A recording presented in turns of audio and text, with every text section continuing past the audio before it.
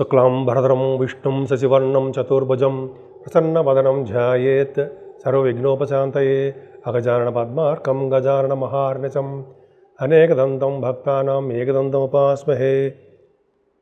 ఓం గం గణపతయే నమః. ఓం శ్రీమాత్రే నమః. ఓం శ్రీ గురుభ్యోం నమః. మా ఆది ఆస్ట్రాలజీని చూస్తున్నటువంటి మీ అందరికీ అలాగే విదేశాల్లో కూడా ఉంటూ నా వీడియోస్ని చూస్తున్నటువంటి మీ అందరికీ కూడా పేరు పేరున నా హృదయపూర్వక నమస్కారాలు. ఇప్పుడు మనం ఏప్రిల్ నెల 20th నుంచి 26th ఏప్రిల్ వరకు కూడా ఈ వారం రోజులు గ్రహాలు ఇచ్చే ప్రభావాలు 12 రాశుల మీద ఎలా ఉండబోతున్నాయో ఇప్పుడు మనం తెలుసుకుందాం. దానికంటే ముందర నేను చెప్పే వీడియో మీకు నచ్చితే షేర్ చేయండి, లైక్ చేయండి. అంతేకాదండి, మీ జాతకాలు చూపించుకోవాలనుకున్నా, చెప్పించుకోవాలనుకున్నా ముఖ్యంగా కావాల్సింది డేట్ ఆఫ్ బర్త్ అండి. టైం పర్ఫెక్ట్గా ఉండాలి, చాలా మంచి రిజల్ట్స్ వస్తాయి. అలాగే మీ పుట్టిన ఊరు ఎక్కడుంది అయితే మీకు వివాహాలకు సంబంధించిన విషయాల్లో కానీ, చదువు విషయంలో కానీ, జాబ్ సంబంధించిన విషయాల్లో కానీ ఎన్ని అంశాలు, ఏ అంశాలు సరే మొత్తం కూడా కూలంకుషంగా నేను చూసి నేనే మీకు ఫోన్ చేస్తాను, మళ్ళీ చెప్తాను కూడా. మీకు ఏమాత్రం చెప్పించుకోవాలనుకున్నా, చూపించుకోవాలనుకున్నా తప్పకుండా మా ఆది ఆస్ట్రాలజీని కన్సల్ట్ చేయండి. సో నేను చెప్పిన వీడియోస్ మీకు నచ్చుతాయని అనుకుంటున్నాను, నచ్చే ఉంటాయి. సో మీకు నచ్చితే సబ్స్క్రైబ్ చేయండి, మీ ఫ్రెండ్స్ సర్కిల్ వాళ్ళకి కూడా షేర్ చేయండి. ఇప్పుడు మనం మకర రాశి వాళ్ళకి దూసుకుపోతారు కదండి. దూసుకుపోవడం ఎందుకంటే 21, 22 తారీఖులో చంద్రుడు మీ రాశిలో ఉంటున్నాడు.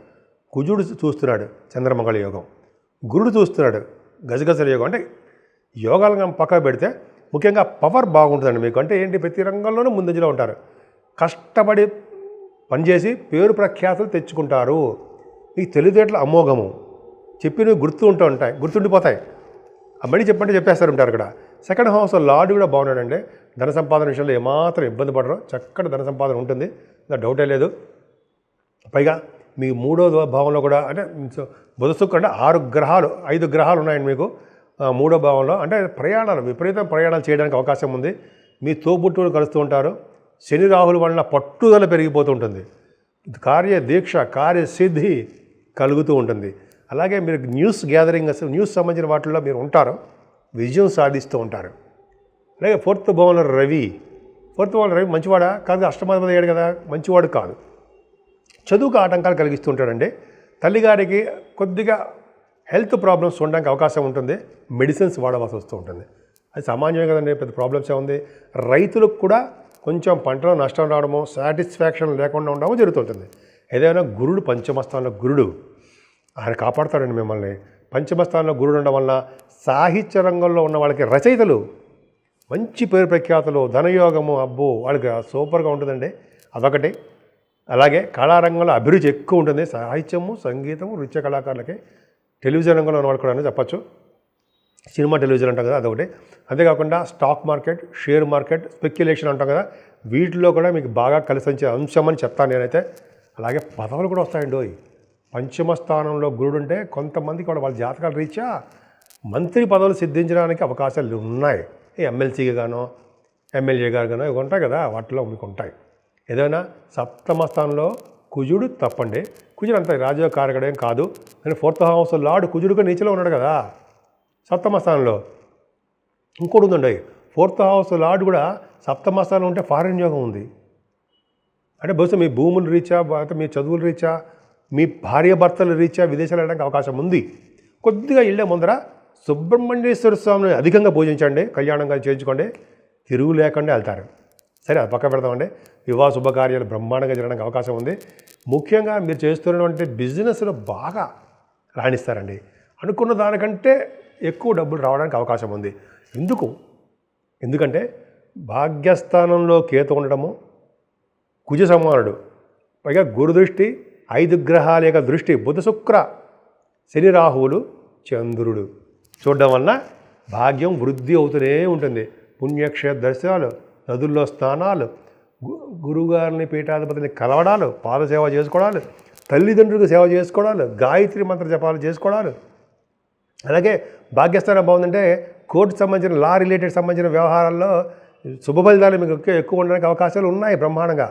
భాగ్యస్థానం కూడా చూస్తామండి. కోర్టు సంబంధించిన వ్యవహారం అనుకోడు, కానీ లా సంబంధించిన రిలేషన్ వాటిల్లో భాగ్యం కూడా ఒకటి ఉంటుంది. 6వ భావం 8, 9వ భావం పర్ఫెక్ట్గా చూస్తాము. దాంట్లో కూడా మీకు బాగుంది కాబట్టి భగవంతుడి దయ వల్ల ఎటువంటి ప్రాబ్లమ్స్ ఉన్నా మీరు బయటపడతారు, శుభవార్తలు వింటారు. సరే, అది పక్క పెడతామండి. ఉన్నతమైన విద్య రీత్యా, వ్యాపారాల రీత్యా మీరు విదేశాలు వెళ్తారు. ఇంకో విషయం చెప్పాలంటే, రియల్ ఎస్టేట్ రంగంలో ఉన్న వాళ్ళకి వ్యాపార అభివృద్ధి ఏదైనా ప్రవర్ధమానం అవుతూనే ఉంటుంది. సాఫ్ట్వేర్ రంగ ఉద్యోగస్తులకి బాగుంటుందండి. ఇలా ఉద్యోగస్తులు కూడా వ్యాపారాలు బాగుంటాయి.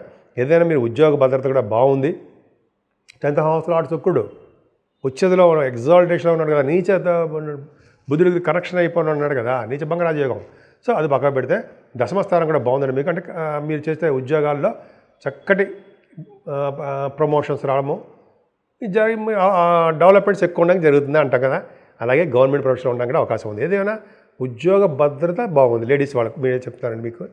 అలాగే లాభస్థానం కూడా గురుదృష్టి ఉందో, భాగ్యస్థానానికి గురుదృష్టి ఎలా ఉందో లాభస్థానం కూడా గురుదృష్టి ఉంది. అంటే ఉద్యోగం కన్నా వ్యాపారం మిన్న అంటాం కదా, ఇక అలా కాదు, 2 మిన్నే మీకు. అంటే ఉద్యోగంలో రాణిస్తారు, వ్యాపారంలో కూడా రెండిట్లో రాణిస్తారు. మీరు ఏ ఫీల్డ్లో ఉంటే ఆ ఫీల్డ్. ఏ ఫీల్డ్ అంటే ఏంటి? ఉద్యోగంలో ఉంటే ఉద్యోగంలో దూసుకుపోతుంటారు, వ్యాపారంలో ఉంటే రెట్టింపు వ్యాపారాలు చేసేస్తూ ఉంటారు. కాదా? మీరే చెప్పాలి. ఖచ్చితంగా బాగుంటుంది. సో ఈ విధంగా సుబ్రహ్మణ్య స్వామి ఆరాధన చేసుకోండి, డెఫినెట్గా మీరు సక్సెస్ఫుల్గా ఉంటారు. ముఖ్యంగా కనకదుర్గమ్మని పూజించాలండి. కనకదుర్గమ్మని పూజిస్తే సర్వ శుభాలు కలగడానికి కాకుండా గ్రహాల వల్ల వచ్చే దోషాలు కూడా చాలా మంది పరిహారం అవుతాయి. అందుకని చండీ హోమాలు చేయించుకుంటూ ఉంటారు కదా, నేను కూడా చేయించుకుంటూ ఉంటాను.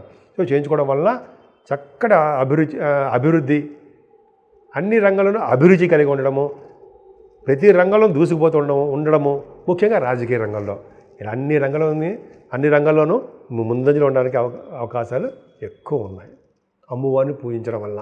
ఇప్పుడు మనం 12 రాశుల వాళ్ళకి, అంటే మేషం నుంచి మీనరాశి వరకు కూడా రెమెడీ అండి. అంటే నవగ్రహాలకి సంబంధించినటువంటి రెమెడీ ఏం చేస్తే బాగుంటుంది ఈ వారంలో? దత్తాత్రేయ స్వామి వారిని కొలవాలండోయి. దత్తాత్రేయ స్వామి వారిని కొలవడం వలన, అలాగే గణపతి సచ్చిదానంద స్వామి వారు గురువు గారిని పూజించడం వలన 12 రాశుల్లో ఉన్న వాళ్ళందరికీ కూడా ఎటువంటి కష్టాలు రాకుండా, ఎటువంటి ఇబ్బంది కలగకుండా దత్తాత్రేయ స్వామి వారు, అలాగే గణపతి సచ్చిదానంద స్వామి వారు కూడా మనకు అనుగ్రహం ఇస్తారు అనడంలో సందేహం లేదు. పైగా పెళ్లి కాని వారికి పెళ్ళి అవ్వడం, సంతానం లేని వాళ్ళకి సంతాన యోగ్యత కలగడము, ఉద్యోగ భద్రత లేకుండా అయ్యే బాబాయ్ ఉద్యోగాలు ఎప్పుడు పోతాయరా అనుకున్న వాళ్ళకి ఉద్యోగంలో నిలకడ ఉండడము, అలాగే వివాహాది వేడుకలు దగ్గరకు వచ్చిన సంబంధం కొంతమంది ఆగిపోతుంటాయి, ఆ వివాహ వేడుకలు కూడా కరెక్ట్గా జరగడము, ఎటువంటి ఆటంకాలు కలగకుండా జరగడం కోసం, అలాగే భార్యాభర్తల అనురాగం కోసం, అలాగే కొంతమంది రియల్ ఎస్టేట్ రంగంలో ప్రాబ్లమ్స్ ఫేస్ చేస్తుంటారు, వాళ్ళకి వీళ్ళందరికీ ఎటువంటి ప్రాబ్లమ్స్ లేకుండా అన్ని రాశుల వాళ్ళకి కూడా గ్రహాల వలన వచ్చే దోషాలు చాలా మటుకు పరిహారం అయిపోవడానికండి దత్తాత్రేయ స్వామి వారికి మించిన దేవుడే లేడని చెప్పి అంటాం కదా. బ్రహ్మ విష్ణు మహేశ్వరుల యొక్క స్వరూపము శ్రీ దత్తాత్రేయ స్వామి వారు. నాకు చాలా ఇష్టం దత్తాత్రేయ స్వామి వారు అంటే. అలాగే గణపతి సచ్చిదానంద స్వామి వారి యొక్క శిష్యుని కూడా నేను 1977 నుంచి. సరే, అది పక్కన పెడతాం, తర్వాత చెప్పుకుందామండి. ఆ గురువుగారి యొక్క పూజించడం వల్ల, గురువుగారికి బ్లెస్సింగ్స్ ఉంటారండి. ఏ ప్రాబ్లమ్స్ లేకుండా ముందు ఆయనే కాపాడేస్తుంటారుగా మనల్ని, ఆయన కాపాడుతూ ఉంటాము.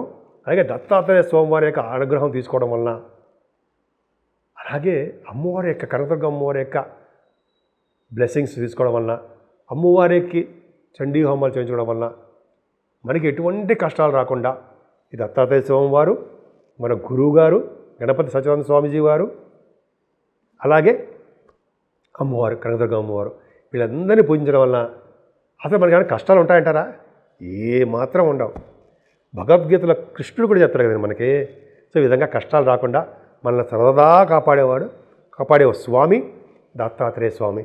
సో ఆయన పూజిద్దాం, ఆయన యొక్క అనుగ్రహానికి మనందరం పాత్రలు అవుదాం.